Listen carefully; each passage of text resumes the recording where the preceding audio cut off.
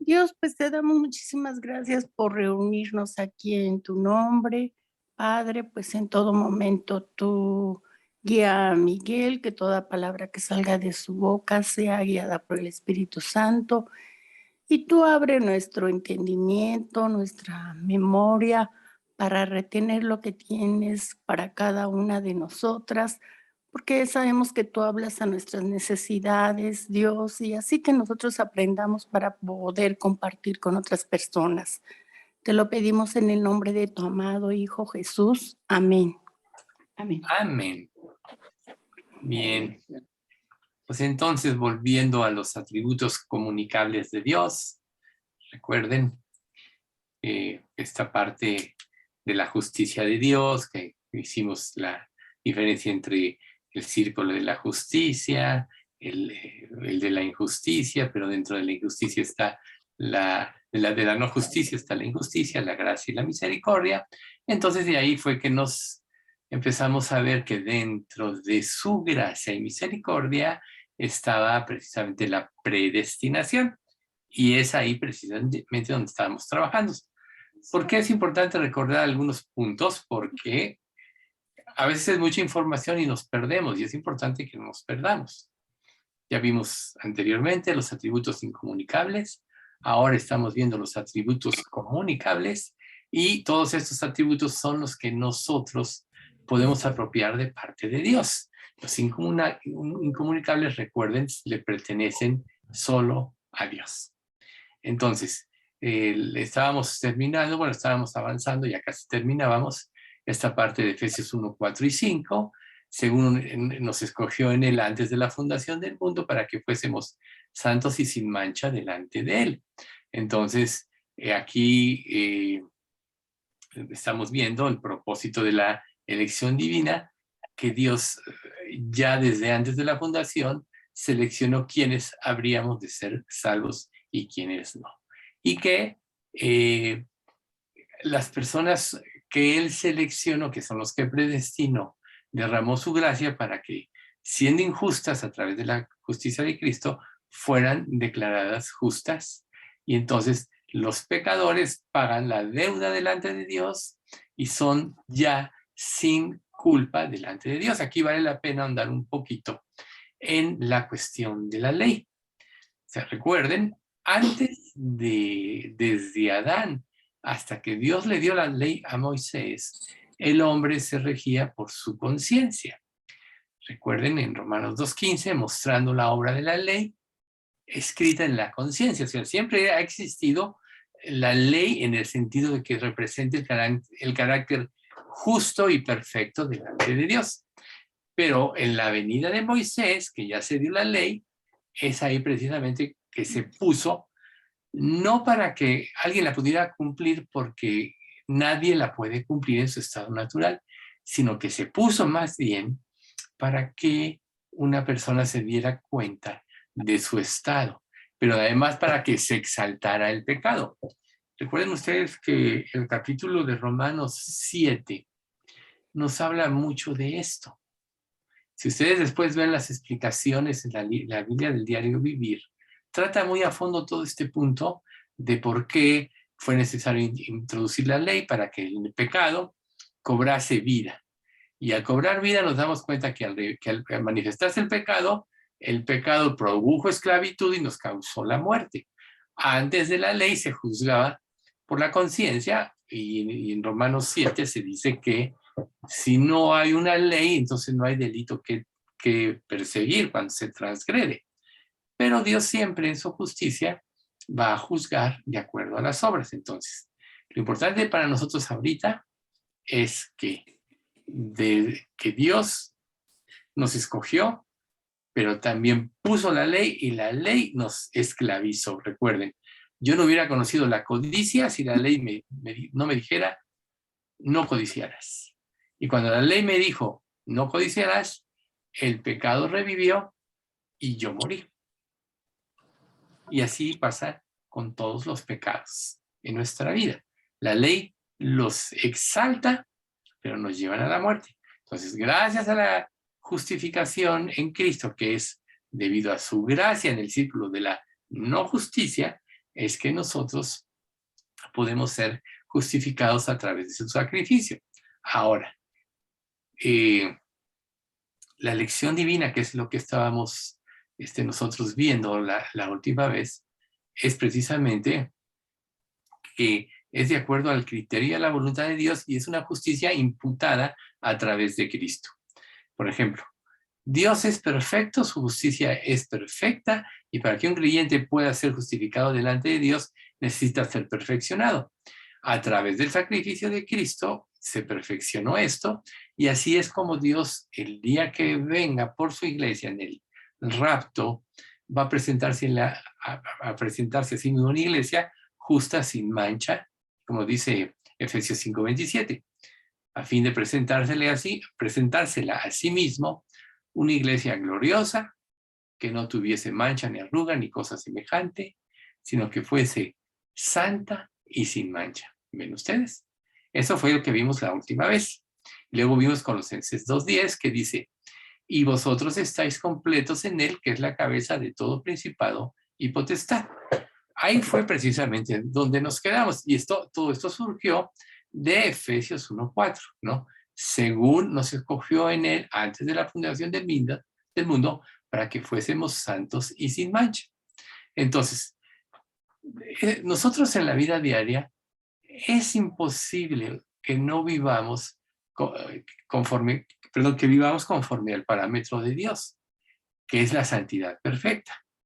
Pero para esto Dios, a través de su gracia y después de nuestra conversión, nos dio la ayuda idónea, que es el Espíritu Santo, que es el que nos da la fuerza para obedecer, que es el que nos da la fe, que hace que apropiemos las promesas, nos mete en el proceso de santificación. Y este proceso de santificación es lo que vive, es lo que vive cada creyente hasta el momento, que es llamado a la presencia de Dios.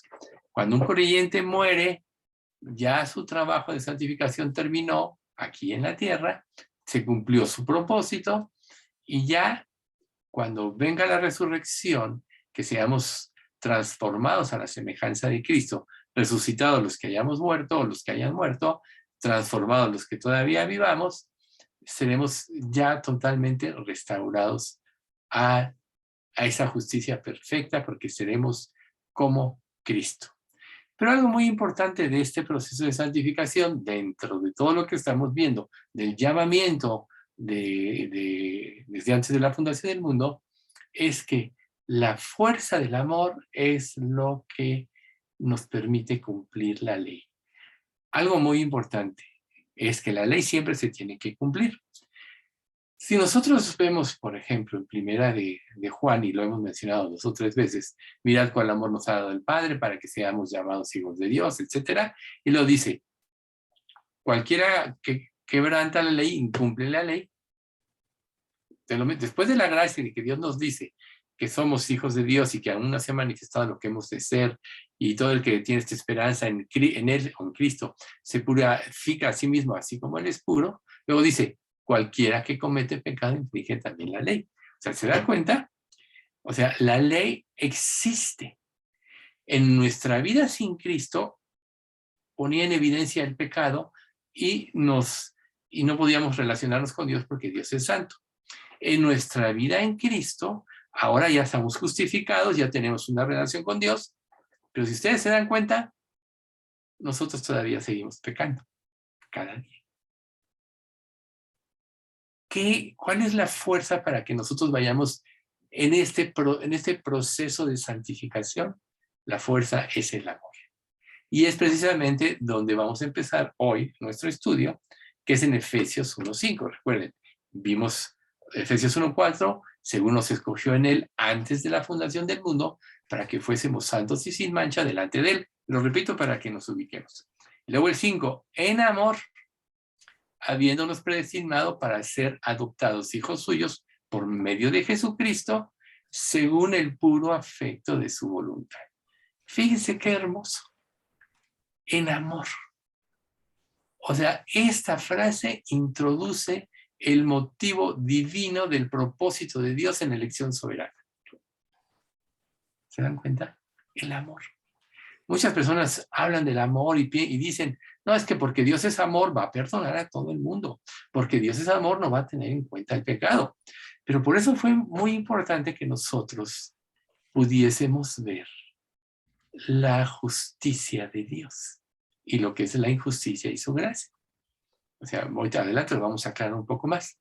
Pero Dios es justo y Él no puede pasar por alto su justicia porque entonces ya no sería perfecta. Entonces, Él ideó en Cristo satisfacer su justicia por medio del sacrificio de Dios mismo, que como Dios es infinito, tuvo el potencial de pagar los pecados de las culpas de toda nuestra existencia y en un lapso de 3 horas. ¿Sí? ¿Se imaginan? El infinito de cada uno de nosotros multiplicado por los seres humanos en 3 horas, o por todos los que nos habríamos de convertir. Ya aclaramos que Cristo no pagó por toda la humanidad, porque si lo hubiera hecho, entonces la gracia sería un fracaso. ¿Sí entendieron eso, verdad? Porque si Cristo, por ejemplo, en Filipenses 1:6 dice, el que comenzó en vosotros la buena obra la perfeccionará hasta el día de Jesucristo, esto sería una mentira. Porque al morir Cristo en la cruz todos seríamos perfeccionados. Pero sabemos que no es cierto. Sabemos que la Biblia que nos habla del infierno y después del juicio final, del lago que arde con fuego y azufre. Entonces Cristo murió en la cruz por todos aquellos que Él eligió. Ahorita vamos a adentrarnos un poco más en este tema de la elección. Pero ahorita el punto importante es que el motivo principal es el amor y para nosotros como creyentes en nuestro proceso de perfeccionamiento, el amor es la fuerza que nos permite cumplir la ley. No es lo mismo cumplir la ley por obligación y en base al esfuerzo humano, que de nada sirve, porque hay personas que no se han portado tan mal como otros, que siempre han sido honestos, que han ayudado a otros, en un sentido, de acuerdo al parámetro del mundo, han sido buenas personas. Pero no como para Dios, para con Dios. ¿Por qué? Porque Dios demanda perfección. Nadie se puede presentar delante de Dios sin perfección. ¿Por qué nosotros nos vamos a poder presentar delante de Dios? Porque somos perfectos en Cristo. ¿Ven ustedes? ¿Por qué el Espíritu Santo puede entrar a morar en nuestro corazón? Porque somos perfectos en Cristo y estamos totalmente santificados por la sangre de Cristo. Si no recuerden, el Espíritu Santo, Padre, Hijo y Espíritu Santo son un solo ser. Dios es absolutamente santo, santo, santo, cosa que ya aclaramos, es absoluta santidad. ¿Y cómo podría el Espíritu Santo entrar en un corazón sucio? No podría. Entonces, la prueba de que el sacrificio de Cristo fue perfecto y suficiente, recuerden apagar micrófonos, fue perfecto y suficiente, la prueba de ello es que el Espíritu Santo entró en el corazón. Por eso en Romanos 8:9 dice que vosotros no vivís según la carne, sino según el Espíritu. Si es que el Espíritu de Dios mora en vosotros.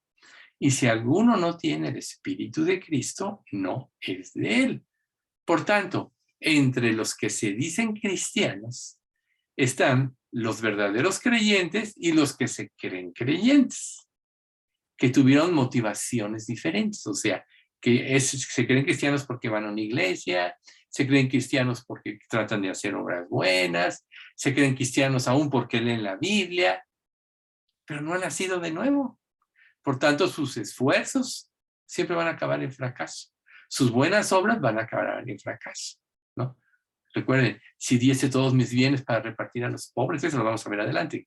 Si entregase un cuerpo para ser quemado y no tengo amor, de nada me sirve. ¿Ven ustedes?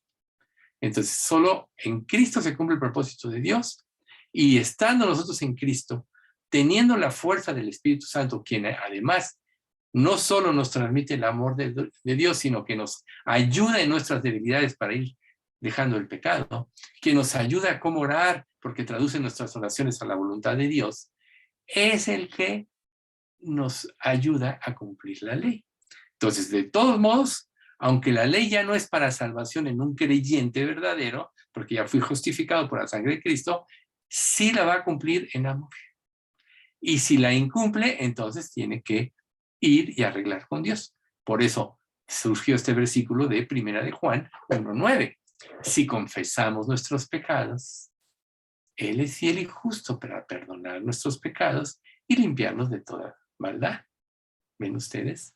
Recuerden que la primera carta de Juan que ya estudiamos es la carta que se escribió para afirmar a los creyentes en la fe. Ese es el propósito de esta carta. Entonces, un creyente sí peca, pero el Espíritu Santo que aviva su conciencia lo redarguye igual, conjuntamente con la palabra de Dios y lo lleva al arrepentimiento. Por eso David en el Salmo 32 dice, mientras callé, se envejecieron mis huesos en mi gemir todo el día. Porque de día y de noche se agravó sobre mí tu mano, se volvió mi verdor en sequedades de verano. ¿Hasta qué momento lleva esto? Hasta que confiesas tu pecado. Mi pecado te declaré, no encubrí mi iniquidad, dije confesaré mis transgresiones a Jehová, y tú perdonaste la maldad de mi pecado. Curiosamente, 1 Juan 1:9 dice, y limpiarnos de toda maldad. Esa es la razón de la santificación. Ya Cristo pagó por todos tus pecados. Entonces, si tú pecas y dices, ¿para qué me arrepiento? Si ya pagó Cristo por mis pecados, el pecado te genera maldad. Entonces te irías volviendo malo conforme vayas pecando más. Por eso tenemos que estar limpiando nuestros pecados cada día. Por eso cuando Jesús le lava los pies a los discípulos, les dice, y Pedro les dice, lávame todo el cuerpo, no me lavarás los pies, le dice, el que está limpio solo necesita lavarse los pies. Y habla precisamente de esto. Entonces, el amor es fundamental, porque introduce, reitero, el motivo divino del propósito de Dios en su elección soberana. Efesios 2:4 dice, pero Dios que es rico en misericordia, por su gran amor con que nos amó. ¿Ven ustedes? Ahí está el motivo. Y Deuteronomio 7:8 dice, sino por cuanto Jehová os amó y os quiso guardar el juramento que juró a vuestros padres. Os ha sacado Jehová con mano poderosa y os ha rescatado de servidumbre, de la mano de Faraón, rey de Egipto. Faraón representa el mundo sin Dios. Faraón representa el mundo entero que está bajo el maligno y todos los seres humanos están bajo el poder del maligno y viven en esclavitud. Y así como el poder de Dios a través de Moisés rescató de esa esclavitud a Israel de Egipto, así el poder de Dios después de la salvación nos rescata de la esclavitud del pecado. De hecho, cuando nos salvamos, automáticamente ya no somos esclavos del pecado como era antes. Recuerden, la esclavitud representa que tu voluntad está sujeta al que te gobierna. Si el pecado te gobierna, entonces eres esclavo del pecado. Pero en Cristo Él nos libertó y entonces ya no es quien nos gobierna el pecado, sino es el Espíritu Santo o es Jesucristo. Por eso podemos tener victoria. Entonces, volvemos a Efesios 1:5 en amor, ¿no? Y luego dice, habiéndonos predestinado para ser adoptados hijos suyos. Entonces aquí precisamente volvemos a tocar el punto de la predestinación. Entonces, como por ejemplo, los padres humanos hicieron lo mejor que podían por nosotros. Recuerden en Hebreos 2, no me acuerdo que es 4 o 5 que dice, no, o 6, nuestros padres nos educaban o nos disciplinaban como ellos podían de acuerdo a su criterio, ¿no? Pero Dios nos disciplina para que participemos de su santidad. O sea, ellos hicieron lo mismo en términos generales, lo mejor por nosotros. Pero no eran perfectos, cometieron muchos errores. Nosotros claramente lo sabemos, no eran perfectos nuestros padres, pero nuestro Padre Celestial sí. Entonces, cuando Él los adopta como hijos, el amor de Dios está siempre presente en nuestra vida y los recursos para el cambio de nuestra vida están ahí presentes y la herencia que vamos a tener ya es una realidad. Imagínense esa herencia. Ahorita que estamos viendo tantos líos en este mundo, tantas injusticias, por ejemplo, con esto de Ucrania, ¿no? O sea, y luego todo el mundo está aterrado. Le tienen miedo a Rusia por las cuestiones nucleares y todo eso, ¿no? Pero quien conoce la Escritura y conoce el propósito soberano de Dios sabe que nada va a pasar que Dios no permita. En Ezequiel capítulo 38 y 39 vemos cómo, sí, a final de cuentas, Rusia y todos los que se unan con él van a llegar a invadir Israel. Y Israel así como hoy están apoyando a Ucrania, muchos, pero pues, como pueden, ¿no? Para no ahondar en esto. Pero a Israel lo van a dejar solito. Y es ahí donde va a actuar, y esto es después del rapto, es donde va a actuar ya el poder soberano y milagrosamente va a destruir a todos esos ejércitos. Dios. Bueno, o sea, Dios es soberano. Y esto vale la pena mencionarlo. ¿Por qué? Porque nosotros ya estamos bajo el régimen del amor. Porque si no, Romanos 8:9 no diría a los que aman a Dios, 8 ¿qué? 8:9 no, 8:32, ¿no? A los que aman a Dios todas las cosas les ayudan a bien. O sea, todo va a cooperar, no quiere decir que no vamos a tener problemas, no quiere decir que Dios no nos va a disciplinar, no quiere decir que no vamos a tener persecución, etcétera. Sí vamos a tener todo eso. Pero Dios todo lo va a convertir en nuestro avance y nuestra progresión del reino. ¿Qué es lo mejor que Dios puede hacer en nosotros? El sentido estricto de a los que aman a Dios todas las cosas les ayudan a bien, es que todo lo que vivamos va a fomentar que Dios forme a Cristo en nosotros. Ese es el mayor bien que nosotros podemos tener como hijos de Dios, ¿no? Entonces, todos los recursos están a nuestro favor, porque ahora somos adoptados hijos suyos. En el derecho romano, cuando, ¿se acuerdan ustedes de la película de Ben-Hur? Ben-Hur. Como, bueno, le hacen una injusticia y lo mandan de esclavo y luego él salva a un general romano y el general lo adopta, ¿no? La adopción romana, porque Pablo estaba en Roma, en la cárcel están los romanos. En la adopción romana, si un funcionario te adoptaba, un de esos gobernantes, de los magistrados, te hacía tu hijo y tú dejabas de ser hijo de quien fuiste hijo y legalmente pasabas a ser hijo de este que te adoptó y tenías derecho a la herencia de él. Eso pasa con Ben-Hur, por eso le da su anillo y por eso regresa como el hijo de no sé quién, ya no me acuerdo cómo se llamaba este hombre, ¿no? Pero eso es muy ejemplificativo de lo que era el derecho romano. Entonces, cuando Pablo toca este tema, adoptados hijos suyos, está pensando en esta dinámica legal de Roma. Entonces, entendiendo eso, entonces tiene más sentido. Al Dios adoptarnos, nos hace hijos suyos, tenemos nuestros padres terrenales, ¿no? Que hicieron lo que bien pudieron. Pero ahora, todo lo que Dios tiene, somos herederos de todo. Por eso la misma Biblia dice que somos coherederos con Cristo. ¿Ustedes creen? O sea, todos en la vida, de alguna manera, esperamos recibir algo de los demás. Cristo nos enseña que es mejor dar que recibir. Pero, sin embargo, todos esperamos un amor no fingido. El amor que tiene intereses diferentes al bien de la persona es un falso amor que es lo que este mundo te profesa. Pero el amor de Dios, recuerden, es incondicional. Y por eso es la fuerza para llevarnos a dejar de pecar. Una vez que tú recibes a Cristo, estás recibiendo el amor eterno de Dios. Recuerden, en Lamentaciones, no, Jeremías 31:3. Con amor eterno te he amado. Por tanto te prolongué mi misericordia.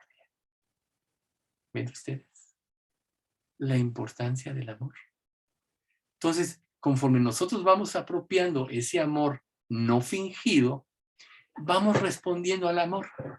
Si alguien te dice que te ama y tú dudas que te ama, no puedes responder en amor. No puedes abrirte totalmente a la otra persona. Por ejemplo, eso sucede en el matrimonio.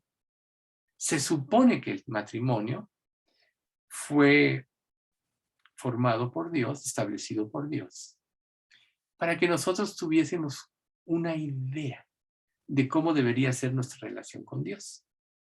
Entonces, cuando tú entiendes el propósito de Dios en el matrimonio de la iglesia con Cristo, ¿no? Que se entregó a sí mismo por ella, como creyente, entonces tú puedes entregarte a ti mismo hacia tu cónyuge. Y tu cónyuge probablemente responda a ese amor. Eso es lo que el diablo no te deja ver. Eso es lo escondido.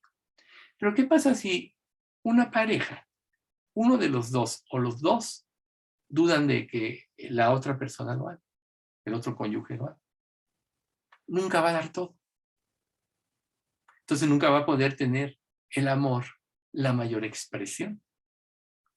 ¿Sí está claro este concepto? ¿Por qué es importante entenderlo? Porque Dios quiere que nosotros entendamos el amor con que nos amó. Si nosotros creemos en ese amor, forzosamente vamos a responder con todo en función a ese amor. Si dudamos del amor de Dios, no vamos a responder con todo y entonces no vamos a crecer en nuestra relación con Él en la medida que deberíamos hacer. ¿Por qué creen que ustedes que Pablo un día dijo: con Cristo estoy juntamente crucificado y ya no vivo yo, mas vive Cristo en mí? Y lo que ahora vivo en la carne lo vivo por fe en el Hijo de Dios, el cual me amó y se entregó a sí mismo por mí. A lo mejor, y me pasó a mí de principio, uno se concentra en este pasaje de Gálatas 3:20, en con Cristo estoy crucificado. Pero en realidad la palabra clave de este pasaje es: me amó y se entregó a sí mismo por mí. Porque la respuesta del amor es: aquel que lo dio todo por ti, te mueve a que tú lo des todo por él. 2 Corintios 5:14. El amor de Cristo nos constriñe, nos impulsa o nos obliga, pensando que si no murió por todos, luego todos murieron. Ahí está. Y por todos murió para que los que viven ya no vivan para sí, sino para aquel que murió y resucitó por ellos. Ahí está la clave de cumplir la ley. No vivir para ti, sino para aquel que murió y resucitó por ti. Esa es la ley del amor y ahí es donde tú cumples la ley. Recuerden Gálatas 5, ahorita se me fue el pasaje. Porque en Cristo Jesús ni la circuncisión vale algo, ni la incircuncisión. O sea, seas judío o gentil, nada de lo que hagas te vale, sino la fe que obra por el amor. ¿Ven qué punto tan importante? Entonces, nuestra falta de entrega es una evidencia de que nosotros no estamos creyendo en el amor de Dios en plenitud. Nuestra falta de compromiso con Dios, por ende, en la iglesia, por ende, en nuestro matrimonio, por ende, con nuestros hijos, con nuestros familiares, no se puede dar el fruto que Dios quiere por la desconfianza. Pero cuando un creyente empieza a confiar plenamente en el amor de Dios, está completo en Cristo.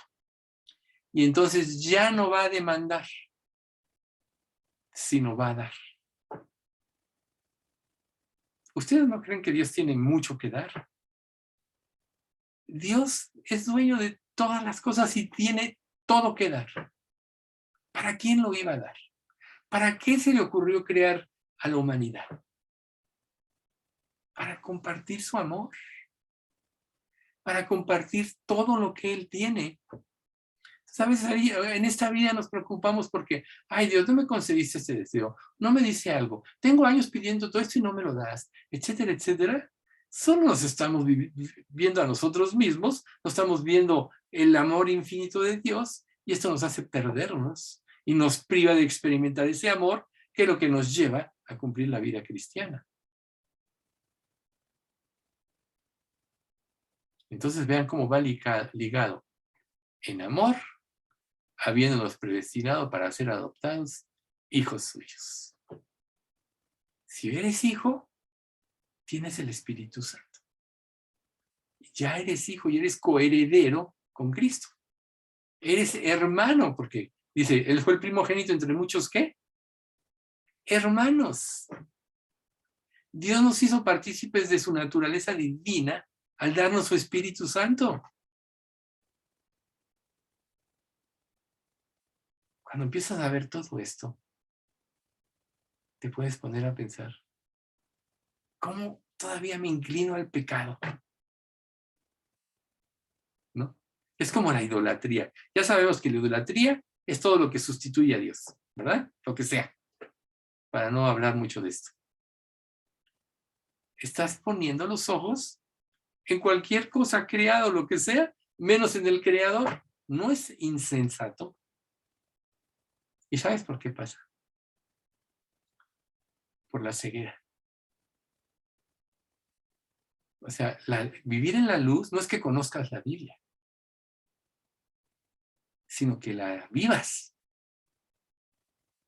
como dice la Escritura, ¿no?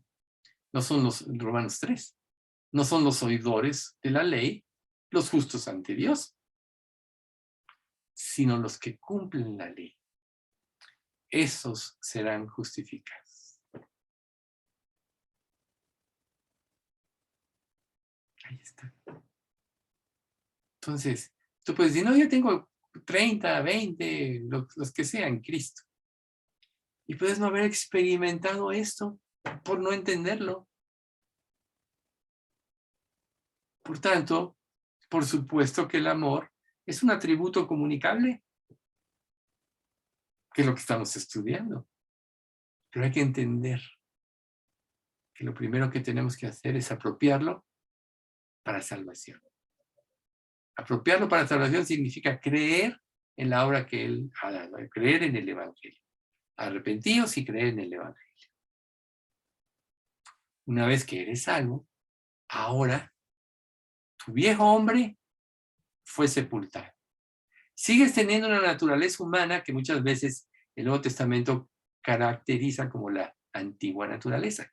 No hay que confundir el viejo hombre con la antigua naturaleza o naturaleza humana. ¿Sí? El viejo hombre, como dice Romanos 6:4, ya fue sepultado al momento de la conversión. El acto simbólico de esto fue el bautismo. Morí yo a mi antigua vida para renacer a una nueva vida, bajo estándares y parámetros diferentes. Ese fue sepultado. Sin embargo, sigues teniendo una naturaleza humana.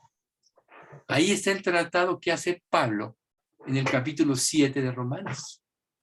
Porque lo que hago, no lo entiendo. Pues no hago el bien que quiero, sino lo que aborrezco, eso hago.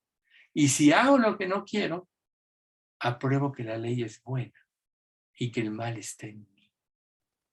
Porque según el hombre interior, me deleito en la ley de Dios. Pero veo otra ley en mis miembros que me lleva cautivo al pecado. Miserable de mí, ¿quién me librará de este cuerpo de muerte? Pablo ya era salvo, ya había trabajado mucho para Cristo, entendía bien todo esto. Por eso es tan maravillosa esta epístola de los Romanos. Es todo un tratado de la gracia de Dios. Pero tenía esas luchas. A lo mejor dices, no, ese super Pablo, pues ¿quién como él? Tenía las mismas luchas que tú tienes, ahí está plasmado. ¿Por qué todavía estoy actuando en contra de? ¿Por qué estoy luchando con tentaciones? ¿Por qué tengo envidia de otro, el otro que tiene lo que yo quisiera?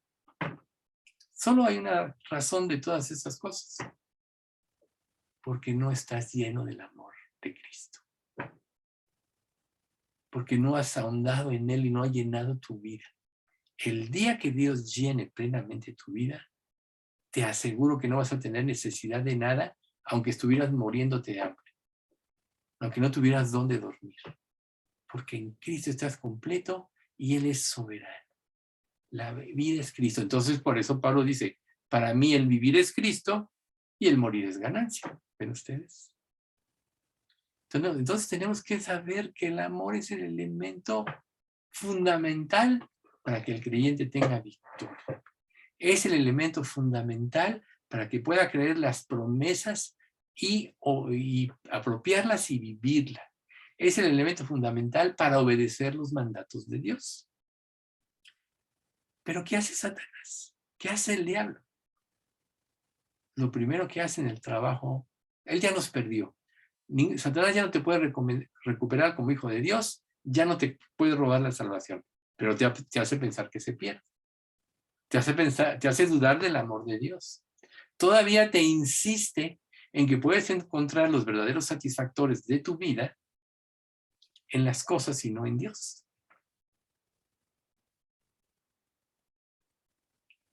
Porque si no lo hace y tú lo crees, tú eres un poderoso instrumento de Dios para la conversión de muchos. Recuerda, creí por lo cual hablé. Entonces te podrías decir este cuestionamiento. ¿Qué tanto creo? Va a quedar evidenciado de qué tanto hablo.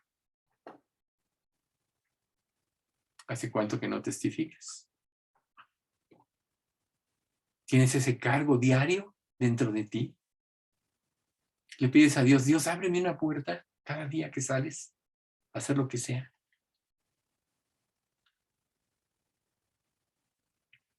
Pruébate a ti mismo a través de eso. Porque no se trata de decir, no, es que yo no tengo oportunidades. No, es que el otro. No, no es cierto. Esa es la excusa. Es que no crees realmente. Porque si tú sientes esa necesidad de hablar porque creíste, vas a orar a Dios porque te abra puertas. Y te va a enseñar cómo. Lo primero que tienes que hacer es empezar a relacionarte con las personas. A veces como creyentes, nosotros nos ponemos barreras infranqueables de los incrédulos hacia nosotros. Porque no nos gusta su comportamiento. Y claro, son incrédulos. Tampoco les vamos a festejar o aprobar el pecado. Claro que no. Pero nuestro trato con todos los incrédulos, ya sean familiares, etcétera, siempre debe tener como objetivo que conozcan a Cristo. ¿Cómo es como empezamos nosotros a experimentar el amor de Dios? Creyéndolo y relacionándonos con Él. Como un incrédulo puede experimentar nuestro amor, interesándonos por Él. A veces hay tiempos de hablar de Cristo, a veces hay tiempos de ver, oye, cómo vives, cómo están tus hijos, cuántos tienes, qué haces, qué sientes. Hay un viejito que se quedó viudo, que luego yo veo. Y luego llega con una cara triste. Le digo, digo, ¿cómo estás? Digo, ¿qué pasa? Le digo, no te comprenden, ¿verdad? Y me dice, no. Digo, pero Dios sí te puede comprender si acudes a Él. Solo Él sabe lo que tú estás pensando, y viviendo y existiendo. Vivo y experimentando. O sea, te estás interesando en la persona. A lo mejor el día de mañana se abre una puerta más grande, yo no lo sé. Así, a mí se me han abierto muchas puertas. Pero entonces, o sea, el motivo por el cual Dios nos dejó después de nuestra conversión en este mundo es para que la obra de Dios que falta por hacer, por lo cual todavía no viene el Señor, sea cumplida por su iglesia. Israel fracasó. La iglesia fracasará. ¿Por qué existirá este pasaje de Mateo que dice, y cuando Él venga, hallará fe en la tierra. Entonces date cuenta que la mayoría de tus fracasos cristianos no es que Dios esté fracasando en tu vida, es que tú no has apropiado ese amor. Y no lo has apropiado porque recuerda lo que dice Cantares 8:7. Las muchas aguas no podrán apagar el amor ni lo ahogarán los ríos. Cuando lo empiezas a apropiar el amor fluye. El amor de Dios fluye a ti y de ti fluye hacia los demás. Aunque sea un amor incomprendido, como termina Cantares 8:7, ¿no? Si diere el hombre todos los bienes de su casa por este amor, de cierto lo menospreciaría. ¿Y por qué un incrédulo o un creyente no tan entregado puede menospreciar este amor? Porque no lo ha experimentado y no lo conoce. Porque en su mente tiene sus propios conceptos que les impiden creer en el amor de Dios. Entonces aquí, si se dan cuenta, está aunado el amor con ser adoptado hijo de Dios, que significa la total seguridad. Y además, el tercer punto, que ya lo mencionamos, pero vamos a enfatizarlo, que nos ha hecho partícipes de su naturaleza divina al darnos su Espíritu Santo. ¿Cómo ven? El Espíritu Santo está en tu corazón. Es como una llama que puedes avivar o que puedes minimizar. No se sale jamás como en el Antiguo Testamento. Recordemos que en el Antiguo Testamento el Espíritu Santo entraba temporalmente con un propósito definido y cuando se cumplía el propósito salía. En el caso de Saúl, también tuvo Saúl entre los profetas, pero sabemos que el Espíritu Santo después no estuvo porque fue atormentado por un espíritu inmundo, ¿verdad? Por eso David toca velar. ¿Por qué David confiesa en su confesión del Salmo 51? Dice, no me eches delante de ti y no quites de mí tu Santo Espíritu. ¿Por qué? Porque en el Antiguo Testamento no posaba permanentemente, sino son las personas que Dios elegía con un propósito y cuando se cumplía el propósito ya. Pero lo maravilloso de la época que estamos viviendo, la época de la gracia, la época de la iglesia, es que el Espíritu Santo entra como un sello que nos va a llevar al cielo y no se sale jamás. Pero es una realidad que el Espíritu Santo lo puedes apagar o encender la llama. Si no, acuérdense de aquel himno de avívame, Señor, con tu espíritu. ¿No? Avívame, Señor. Estamos pidiendo de mucho tiempo atrás un avivamiento en nuestra iglesia. Y a lo mejor tú dices, bueno, va a venir del exterior. No, estás muy equivocado. A lo mejor no ha venido en la forma en que debería haber venido, porque debe empezar por nosotros. Nosotros tenemos testimonio de ciudades, pueblos que han sido transformados por el Evangelio. Hay esa ciudad que está por ahí, por Monterrey, que fue transformada por el Evangelio. Ese pueblito por Alaska. O sea, hay muchos testimonios de eso. Pero ¿realmente deseas un avivamiento? Debe de empezar por ti. No esperes que otros lo hagan, porque te vas a quedar esperando. Y Dios te está dando la clave aquí, en esta cuestión de la predestinación, del ser adoptado hijo suyo en amor. Te está dando la clave. ¿Confías en Cristo? ¿Ya te arrepentiste? Entonces, dalo como una realidad. Yo a veces insisto mucho en la salvación. No para hacerlos dudar. A lo mejor alguno de ustedes ha pensado, bueno, esto ya se sabe. Pero te digo una cosa. Cuando Dios guía a enfatizar verdades, es porque uno que esté en la iglesia, que no tenga claridad en esto, más vale enfatizarlo. Si tú ya estás en Cristo, si tú ya tienes la plena seguridad de que eres hijo de Dios, si tú ya has apropiado otras promesas, etcétera, está bien. No tiene por qué molestarte que se enfatice. Y siempre se va a enfatizar. Porque una predicación que no va acompañada de esto daría a entender que todos son salvos. ¿Y acaso no es el error de muchas iglesias? Dar por hecho que todos son salvos y dar una falsa esperanza de salvación. Y muchos, como en la parábola de las 10 vírgenes, van a encuadrar en aquellas vírgenes que no pusieron aceite extra. Nosotros ya sabemos que el aceite extra es el Espíritu Santo. Las vírgenes que pusieron ese aceite extra son las que se convirtieron.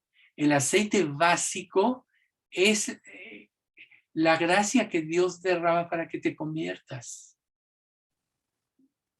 Ese es el aceite básico que tenían las 10 vírgenes. El aceite extra que usaron las vírgenes previsoras representa que se convirtieron realmente. Entonces, aquí vemos dos tipos de personas y está excluido el tercer tipo de persona. Esta parábola habla de los creyentes y de los que se creen creyentes. Y afuera de eso está el mundo incrédulo. Interesante, ¿no? Ahí está. Por eso siempre se tiene que enfatizar lo de la salvación. Porque tú no sabes. ¿Quién de aquí conoce el testimonio de la esposa de Paul Washer? Algunos, ¿verdad? Ya lo han escuchado. Si no, después búsquenlo en YouTube. Él se casó y hijos y todo. Y no era realmente salva. Ay, tú dirás, ¿cómo se le fue a Paul Washer, verdad? Ahí está. A todos se nos puede ir. ¿Ven ustedes? Hasta que un día ella entendió. Testimonio de lucha también, aquí presente. Nació en una iglesia adventista, ¿verdad? ¿Qué era? Bueno, iba a hablar, pero se le borró. ¿Qué era? Metodista. Ya me acordé. Metodista. Pero fue salva hasta después de muchos años y aún de haber tenido años de discipulado, ¿verdad? Hasta que un día Dios le abrió los ojos. ¿Sí? ¿Ven ustedes? ¿Cuántos años de un supuesto cristianismo lucha? Híjole, como unos 25, 26 años. ¿Ven ustedes? ¿Cuántos años te discipulaste? Pues yo creo que ese tiempo más o menos. ¿Ven? O sea, ahí está la prueba. O sea, por eso siempre hay que hablar. Recuerden que cuando Dios dice, y bueno, yo ahorita ahondé un poco en este tema, pero es necesario. Cuando Dios habla de la parábola del sembrador, que llegó el enemigo de noche y sembró la cizaña, pues habla de lo que es el tiempo de la humanidad, ¿no? Entonces, está la buena semilla y está la cizaña. ¿Cuál es la diferencia entre la cizaña y la buena semilla? Son muy parecidas.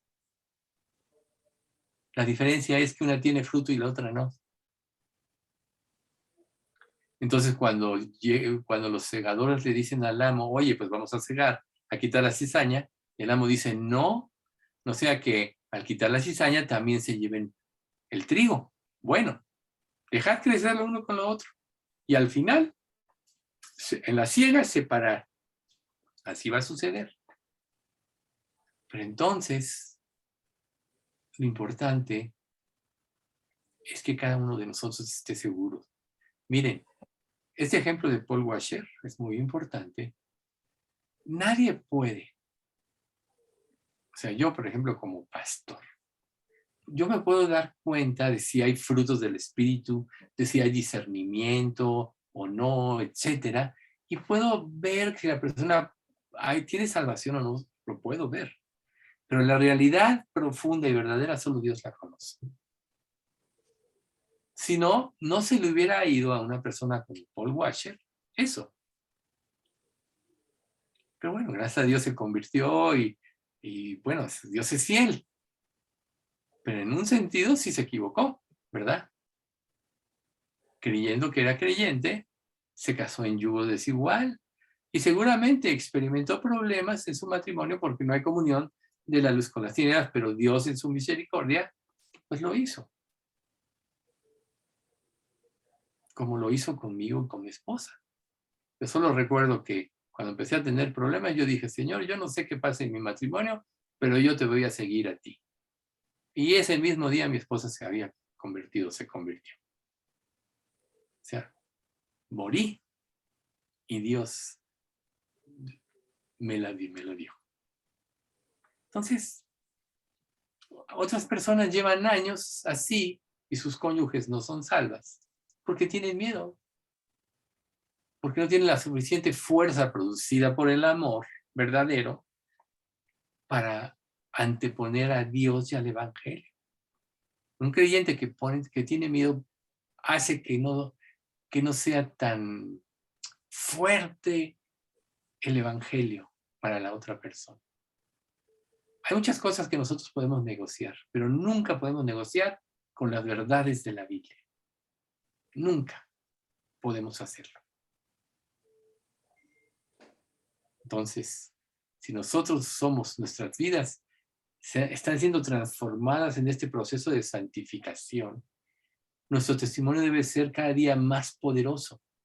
Si pasa el tiempo y tu testimonio es cada día menos poderoso o ni siquiera tienes testimonio, tienes que pensarlo seriamente. Algo anda mal, muy mal. Y te voy a decir qué es. Es como el esfuerzo de querer cumplir la ley en tu propia fuerza. ¿Cuántas personas no han querido ser buenas? Aún conocen el Evangelio y dicen, ya me voy a portar bien. ¿Cuántas otras muchas piensan que por obras pueden ser salvas? Todo eso es equivocado. Nadie puede cumplir la ley. Nadie puede ser bueno. Entonces es que no lo han entendido a profundidad.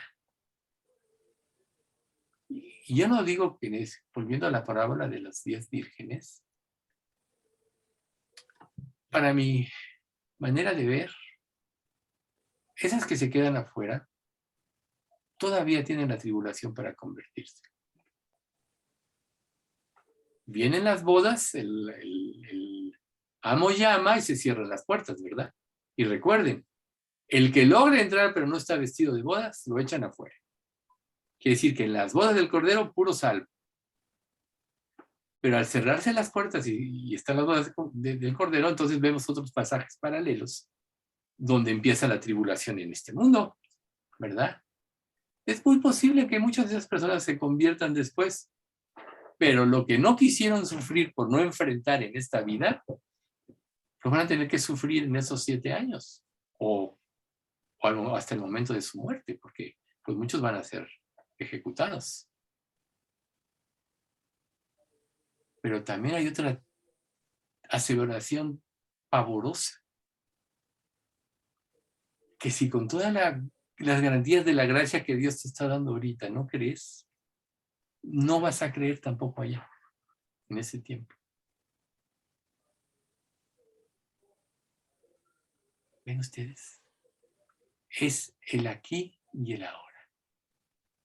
Y ahí es precisamente donde pasamos al siguiente punto. Él es el que nos convierte en sus hijos a la imagen de su Hijo divino y nos concede las riquezas por su voluntad soberana. Él es el que nos salva. Y si no hay nada en nosotros que ameritara la salvación, porque muchos piensan, está esta teoría, como Dios ya sabía que se iban a convertir, ¿quiénes se iban a convertir? Los predestinó. Esa es una teoría, pero no es sustentable. Lo vamos a ver al final de este estudio, que ahora ya no vamos a poder acabar. No es sustentable. Es por su voluntad soberana. Pero lo importante es que a los que nos llamó, a los que nos justificó y nos está santificando, o nos santificó en ese acto, mejor dicho. Él quiere compartir todas las riquezas y bendiciones en Cristo, porque es parte de la naturaleza de Dios. Él es un ser dadivoso y su máxima expresión de dar es su Hijo Jesús. Y si dio lo que más amaba, como dice Romanos al último, ¿cómo no nos dará también con él todas las cosas? Al que no escatimó ni a su propio Hijo, sino que lo entregó por todos nosotros, ¿cómo no nos dará también con él todas las cosas? Romanos 15:15 dice, ya no os llamaré siervos, porque el siervo no sabe lo que hace su Señor, pero os he llamado amigos, porque todas las cosas que oí de mi Padre os las he dado a conocer. Dios revela a sus hijos. Luego Romanos 8:15. Pues no habéis recibido el espíritu de esclavitud para estar otra vez en temor, sino que habéis recibido el espíritu de adopción por el cual clamamos, Abba, Padre. ¿Ves? Y el 16, digo, no está aquí, pero dice, el espíritu mismo da testimonio a nuestro espíritu de que somos hijos de Dios. ¿Ven ustedes? El espíritu mismo da testimonio. Entonces ahí está.